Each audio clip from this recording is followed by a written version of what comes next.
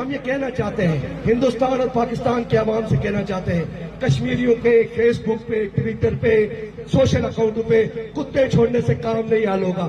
کام مسئلہ کشمیر پہ بیٹھ کے سیاسی مذاکرات کے ذریعے ہوگا اور کشمیر کی قیادت کو درمیان میں بٹھا کے یہ معاملہ حل ہوگا۔ کشمیریوں کو رائے کا، حق خود ارادیت کا، آزادی کا، حق آزادی کا موقع دے کے مسئلہ حل ہوگا، ورنہ یہ مسئلہ حل نہیں ہونے والا۔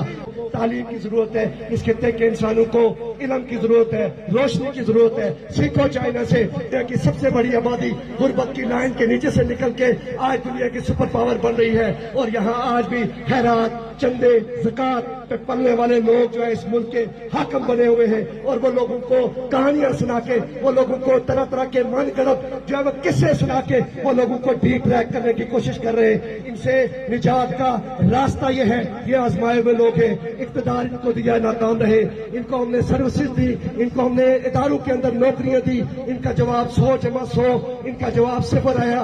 تنخواہیں 1.5 لاکھ سے مراتوں میں تنخواہیں 1.5 لاکھ سے 9 لاکھ پہ گئی ممبران اسمبلی کی، جواب 0 رہا۔ ہمارے افسران کی مراد رشوت کے علاوہ میں ہمارے افسران کی مراد جب وہ 0 سے لاکھوں میں گئی، جواب 0 رہا۔ اس سارے عمل کو کرش کرنے کی ضرورت ہے، نئی اس تحریک کو نئی روح دینے کی ضرورت ہے۔ ہمیں مشترکہ مزاحمت کے ساتھ کھڑے ہونے کی ضرورت ہے، اور اس طرح کی قوتوں کا بائیکاٹ کرنے کی ضرورت ہے۔ لوگوں، اگر ہم مستقبل چاہتے ہیں، اگر ہم بہتر مستقبل چاہتے ہیں تو تیاری کریں۔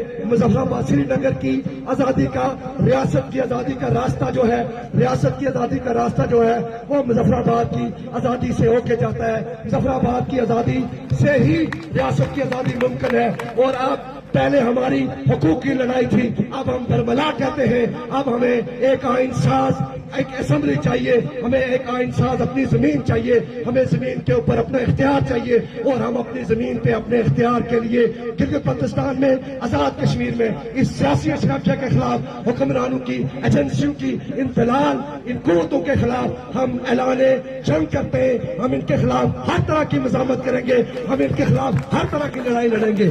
آزاد کشمیر میں متنبع کرتا ہوں حکومت کو، تمام سیاسی کارکنان کو، تمام اسیران کو، گلگت بلتستان میں، آزاد کشمیر میں، فیس بک پہ اتنے تم بڑے لوگوں کو جو وہ فیس بک پہ تنقید کرنے پہ اٹھا لیتے ہو، نال کو تم نے ڈڈیال میں اٹھایا ہوا ہے۔ اس لیے ہمارے ادارے کہتے ہیں ایسے ان کو چھوڑو، گلی گلی۔